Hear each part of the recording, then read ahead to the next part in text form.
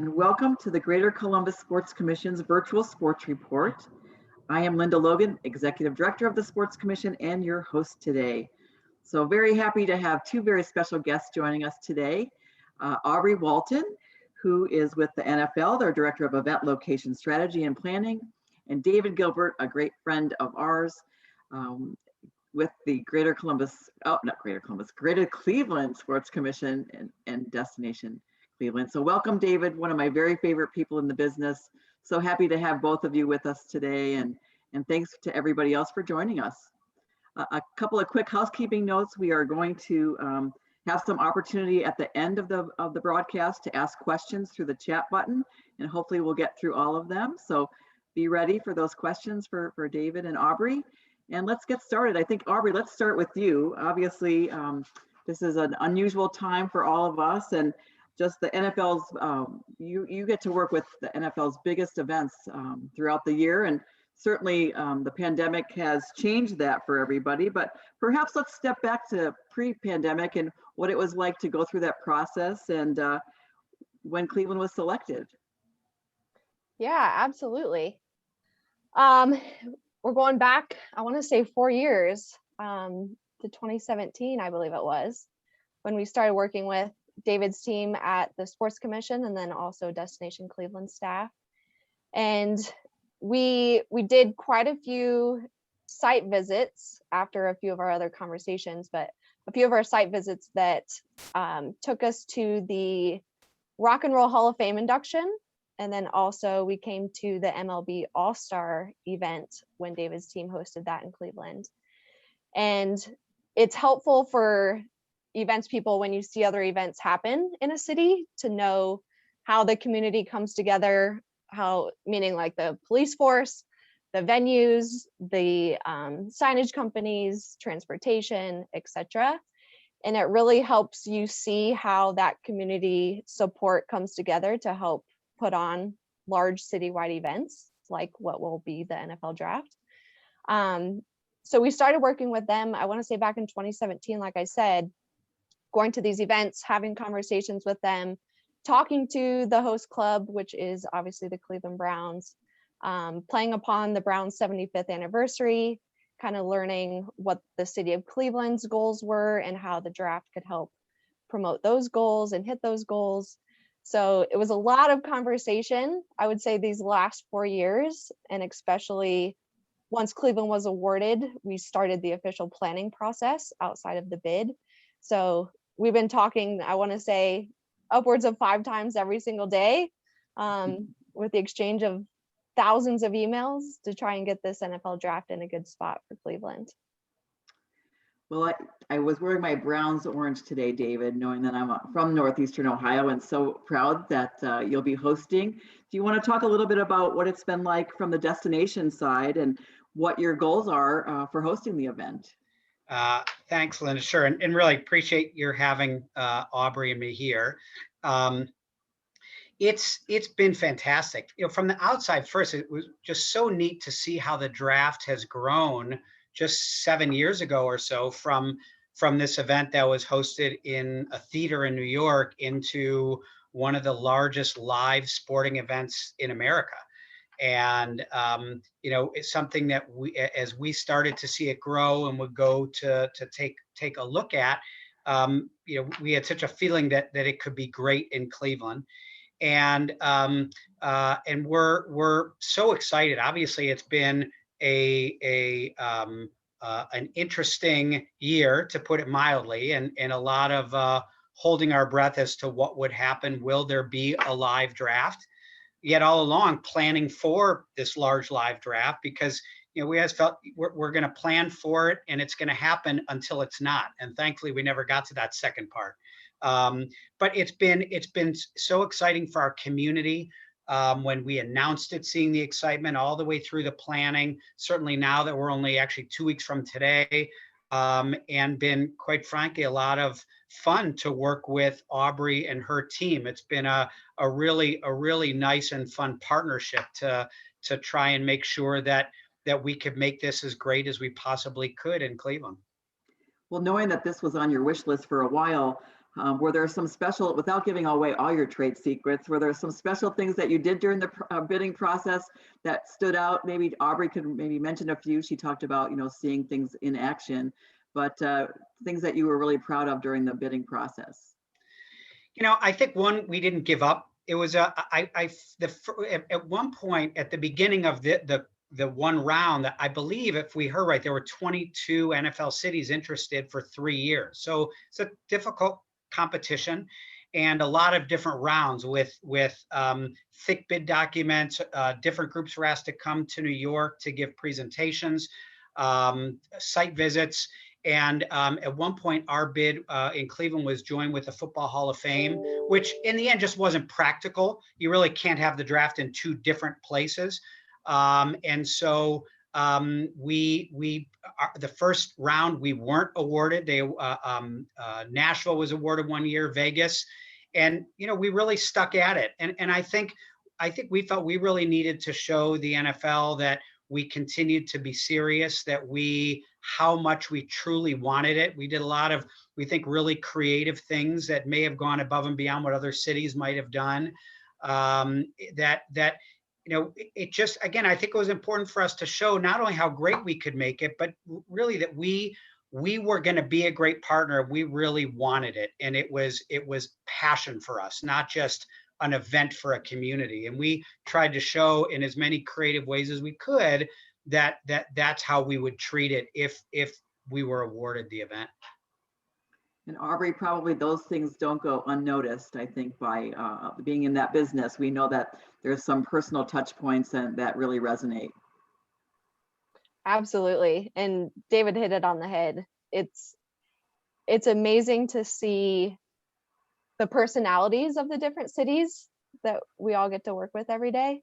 And Cleveland specifically is literally just nice people, like Midwest, born and raised niceness. And they're willing to bend over backwards for anything that we ask. And I think that creates a really good partnership between the two companies to pull off what this massive nationwide event is. And so it doesn't go unnoticed. You are correct.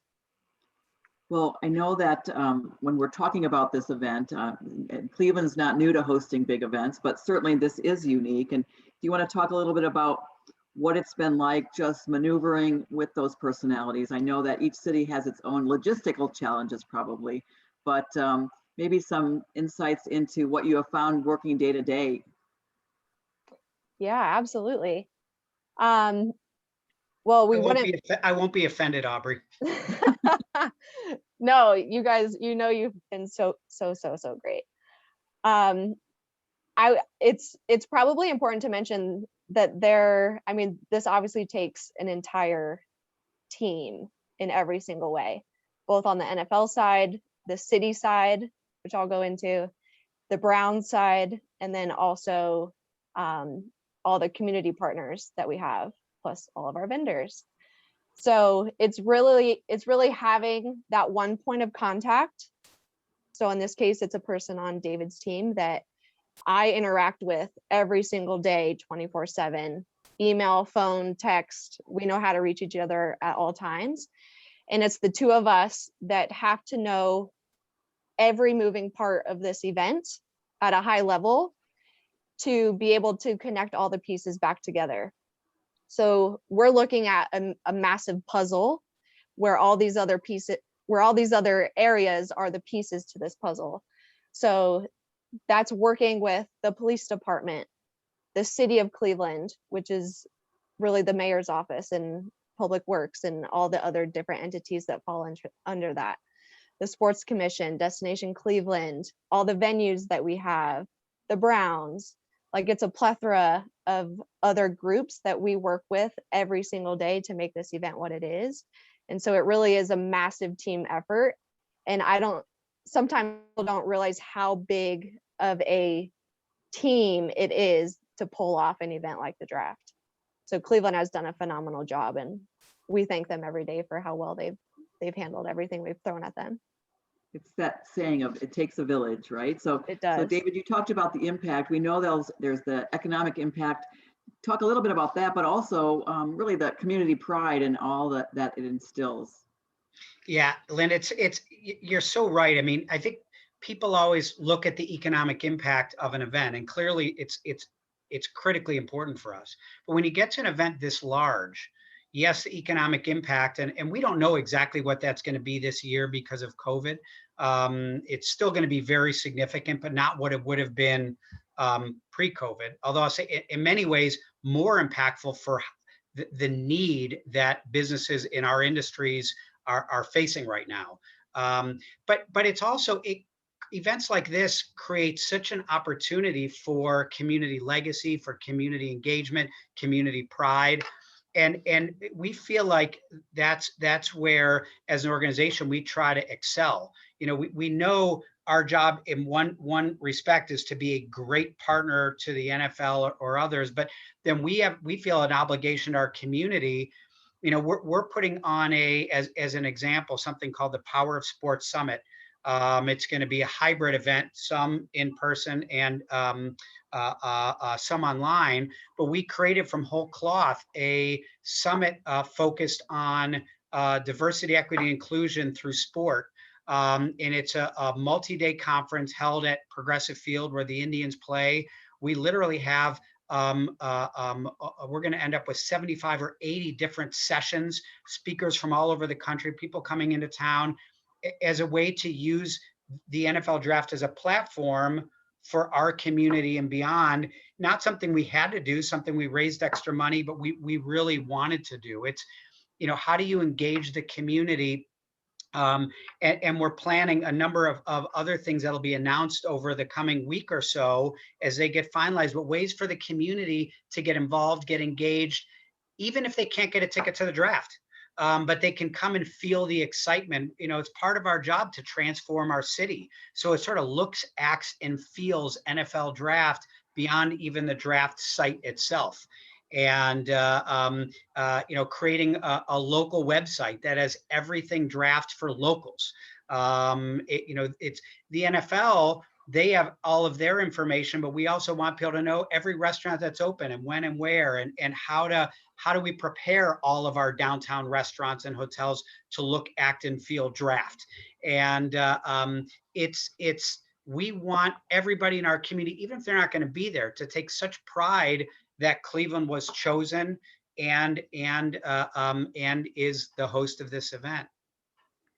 That's a great way for us to transition to how COVID has impacted and some of the extra things that have had to be put in place. I know, with the draft last year being all virtual, Aubrey, you've had to learn a lot, probably in a very short period of time.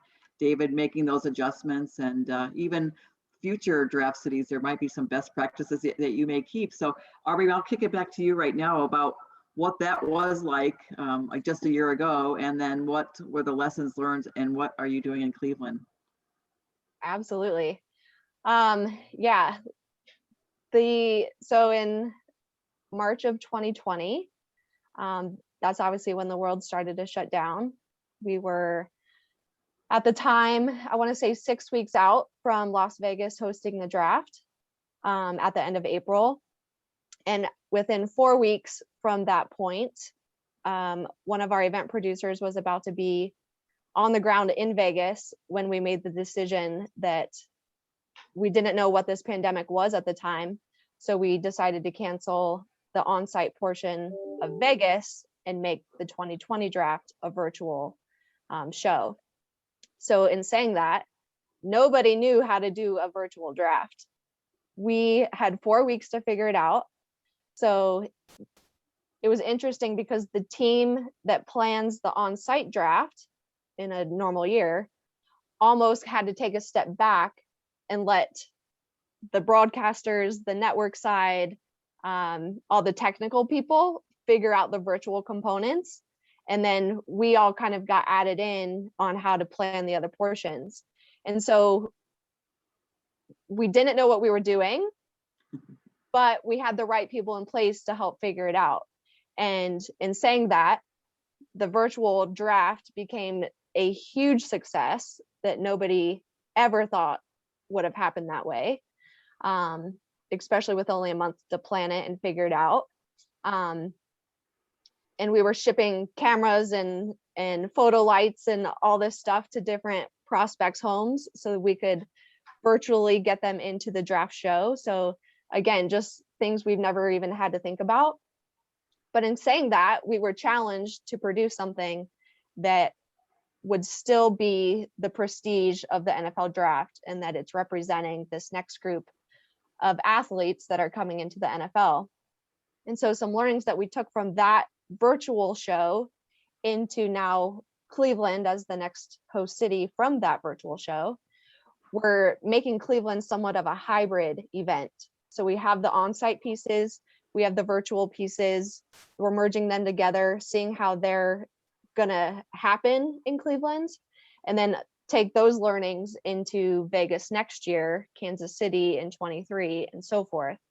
And then to hit on your health and safety piece, we had the Super Bowl in Tampa this year, where we had to work through a lot of those health and safety plans to make the Super Bowl happen. And so we took a lot of those learnings, have placed it into the draft model. We've been having daily, weekly conversations with the CDC, the state of Ohio governor's office, the Cleveland Public Health Department. We've brought in all the talented, knowledgeable people on these subjects and integrated them into our planning to make sure that this Cleveland draft goes off without a hitch. So it's been a process the last year, but absolutely.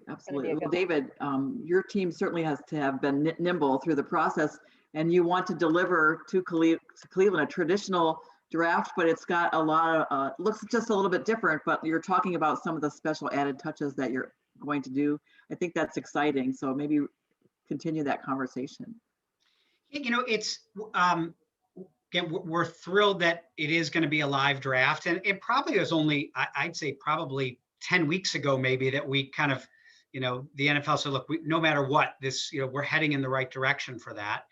And we also know that while ultimately there are going to be, because we've got such a large outdoor footprint, in the draft experience are going to be sizable crowds, a lot of people flowing, but we know that because what traditionally where in Nashville, where you saw Lower Broadway with 100,000 people in front of the draft stage, elbow to elbow, that's not happening.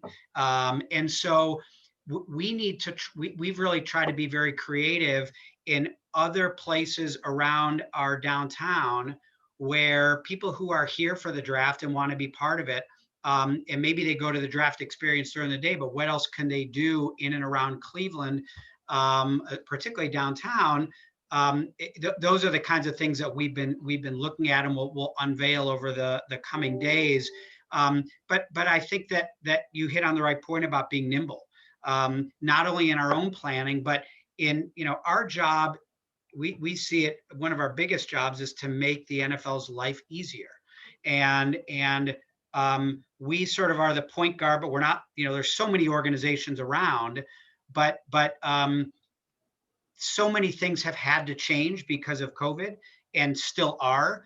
And so we need to work hand in hand to help make those things happen. And I would say one of our objectives in this all along has been, we want the NFL to walk away feeling like Cleveland has been the best city that they've ever hosted the draft. And so we take that seriously. That is part of our job, is to be a great host and make their life easy. And you can't say yes to everything, or you always have to figure out. But at the end of the day, you need to figure out a way to get it done. And it's I think over the years, and Lynn, I'm sure you do, so you figure it out, and you figure out how to get it done, and it probably makes it that much more fun and satisfying when you see it all coming together. Well, I know that your team is just working really, really hard with all these things, and maybe I should ask this right now: how can the people on this call today learn more? It sounds like you're not quite ready to unveil everything, but we certainly want to make sure that we are promoting this as best we can. Well, I would say in Aubrey's, there's really two websites. So NFL.com/draft, and that's where you have all of the information. You download the NFL One Pass app, so you could still get tickets to the draft experience. And then if there's a link from our website, clevelandsports.org, that is all the local draft stuff. So in addition, I think there's also a link there from the NFL draft site. So between those two, you really can get everything you would need to be there, to know everything about the draft itself. And then also for people who are going to make their way to Cleveland and be a part of it, also to be able to plan the trip well. Great. Aubrey, anything you want to add on that before we turn it over for questions? David hit it on the head. All right. He's good. Depends on the day. Good. There you go. Well, Riley Newhart from our staff is going to jump in and ask some questions. Yep. Hi, everyone. So we do have some audience questions for Aubrey, I think can tackle these. Just logistically, will Commissioner Goodell and other selectors be on site to announce picks this year? We talked about that hybrid model. And then how different will the on-site presence be for ESPN and for the NFL Network as you look at staffing this draft? All right, I'll touch the first one first. Commissioner Goodell will be on site. He will be active on day one. And then we will have a number of various prospects on site. We're still figuring out a few of those pieces and getting the planning set. So the takeaway is yes to both those questions. And then the second question was, can you repeat that? The planning of ESPN and the network? Sure. So how different will the on-site presence be for ESPN and for the NFL Network when you guys look at having a hybrid draft? How much does it change? What Gotcha. you provide for viewers? Okay. That plays into the virtual piece, I'm assuming. So we will have, I mentioned earlier, we'll have the prospects on site, and then we'll also have prospects virtually. So the show will be different in the way that you'll also see the elements pulled from the 2020 draft, where we have the cameras in the houses of the prospects with their families around them. So we'll be piping them in through live streaming to the onstage screens. And so I think that will be the biggest new addition this year from a broadcast/network perspective. Definitely. I think we're excited to see how it comes together, all this newness about the draft each year. On that note, one thing that I think is really exciting that you both have touched on throughout the episode is just that this is Cleveland's first time hosting a draft. And although it's such an abnormal year, there's really an opportunity to create something really special, probably that hasn't been done for the draft before, because we are looking at this hybrid model and how can we continue to engage and how are things changing. So maybe we can close on each of you talking about what an exciting opportunity that is to create something a little bit more unique and special with this draft. And David, you said you wanted it to be the best draft that the NFL has seen, talking about that legacy piece. You know, it's Riley, it's a great question. I think that one of the things we've kept in mind locally and talk, because a lot of times people say, well, aren't you disappointed that it's not the draft you thought you signed up for, what we saw the last couple of live drafts? In a lot of ways, I believe it can be more impactful, because even though we'll still have a lot of people here, but we're almost hitting it at this really interesting inflection point of coming out of COVID. We're certainly in this pandemic still, but knowing, people are just now getting vaccinated, getting out. And I think that nationally and locally both, it's going to be such a great signal that and a lot of hope that we're going to be getting back to normal. And I could tell you the excitement building here locally is incredible. There isn't, to me, an hour that goes by, not just a day, where some conversation I'm in isn't about people just talking about how thrilled they are that the draft is here. And I will have to say, just as a lifelong Clevelander and Cleveland sports fan, also pretty exciting that it's coming at a time when the Browns are sort of this giant emerging from a 20-year slumber, and makes it even more exciting for Browns fans. Go Browns. Anything else, Aubrey? you'd like to add before we close? I would once again say David hit on it. I would say, and it just to go off of what he said, the legacy pieces, and what he spoke about earlier about the summit that his team is doing. Phenomenal work by his team. That team has absolutely crushed it in every single way. So I think that's going to be the key difference, where we have all these different elements that we're focusing on this year, whether it's around DEI initiatives or COVID-19 relief and planning for how that's affected everybody in many different ways. So I would say that's one of the biggest elements that's different from past years, that this has more of a focus due to where the world is at the current time. And then David, anything else you'd like to add? Well, 14 days and counting, and I